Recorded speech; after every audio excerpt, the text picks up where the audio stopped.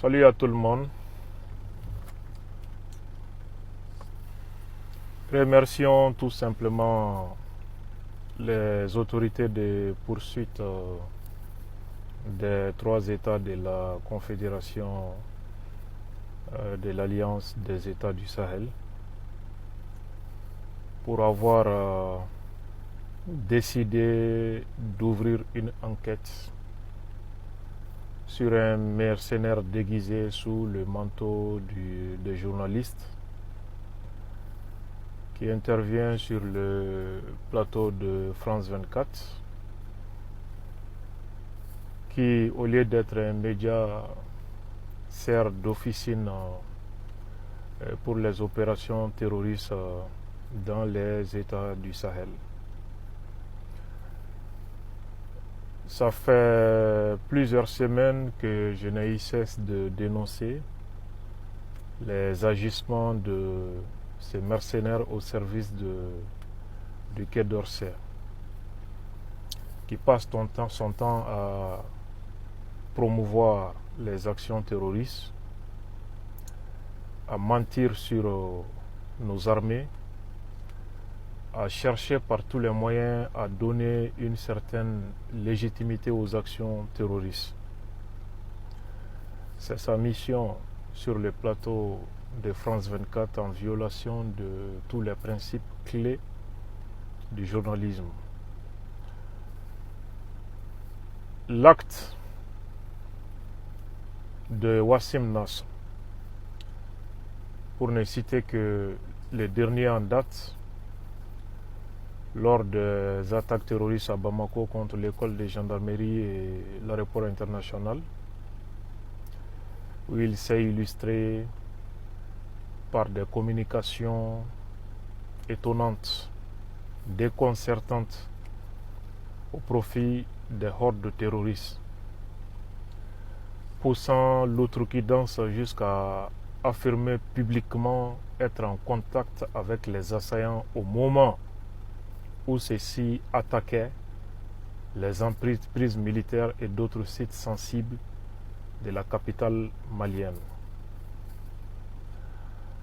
Cette déclaration de sa part a des implications d'ordre juridique, éthique et sécuritaire. D'abord, au plan juridique, il se fait passer, il passe pour être un complice des terroristes, puisqu'il était en contact direct avec eux au moment où il attaquait les cibles militaires. C'est lui-même qui le dit. Juridiquement, il y a lieu de constater ici une complicité. Deuxièmement, il y a lieu de dénoncer ici la responsabilité du média où il intervient. Du point de vue éthique journalistique, il viole un principe fondamental du journalisme. Être en contact avec les groupes terroristes au moment où ils attaquaient un site sensible, une emprise militaire, n'est rien d'autre qu'un soutien, ne serait-ce qu'indirect, à ces opérations terroristes. Les terroristes l'utilisent pour manipuler l'information, pour manipuler l'opinion et pour donner une légitimité à leurs actions. C'est pourquoi ils sont en contact avec lui. Or, le journalisme est fondé sur le principe de neutralité et de l'indépendance qui sont en souffrance ici à cause de cet agissement inacceptable. Il s'agit quand même du terrorisme. France 24 qui affirme sournoisement qui affiche son soutien à un tel journaliste, va jusqu'à dire que non, c'est un journaliste qui recoupent l'information auprès de toutes les sources. Même auprès des terroristes. Et là, ils évitent de dire y compris les terroristes. Ils préfèrent dire plutôt y compris les gouvernements de ces États. Mais pourquoi ils n'ont pas ajouté y compris les groupes terroristes auprès des groupes terroristes? Parce qu'ils savent que du point de vue éthique, ça ne passe pas. C'est vous qui le dites, que vous nous avez appris à compter. Donc, après nous avoir appris à compter, il ne doit donc plus être possible pour vous de nous faire admettre que 2 et 2 font 7. Mon confrère Amadou Ampaté, mon compatriote Amadou Ampateba a eu à vous dire ça une fois au siège de l'UNESCO. Au plan sécuritaire, l'acte de Wassim Nasr porte atteinte à la sécurité nationale. Dans le feu de l'action,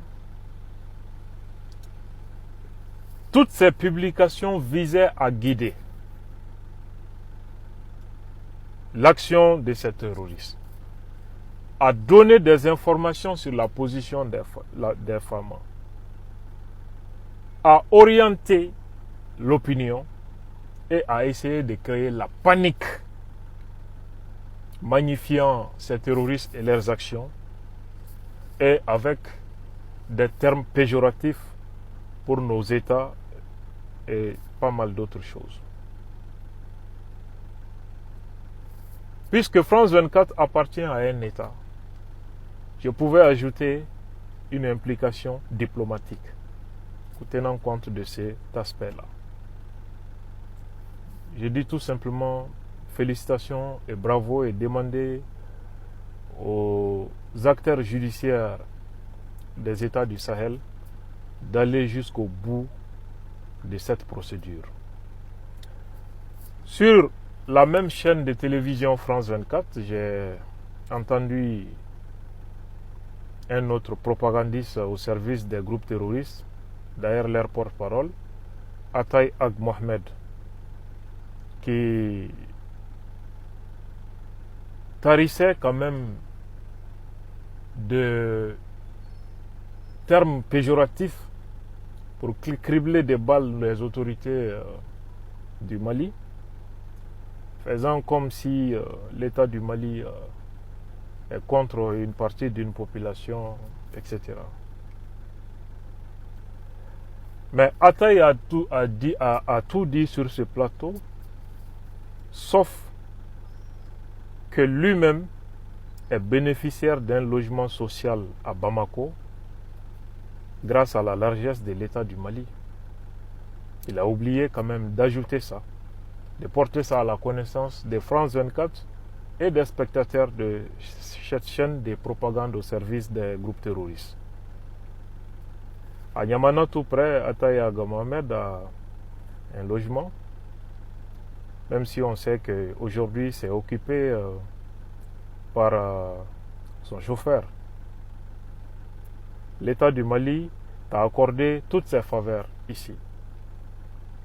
Et malgré tout, c'est vous qui parlez comme si vous n'avez rien bénéficié au Mali. C'est quand même ingrat.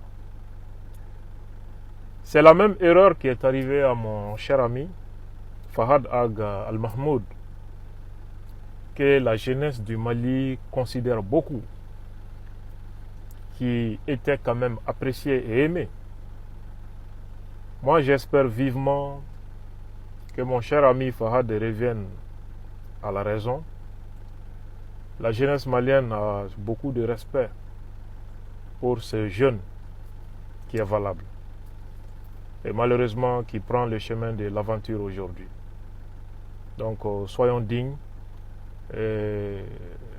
sur les plateaux internationaux.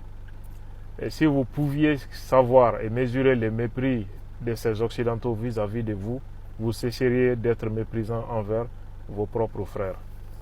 À bon entendeur.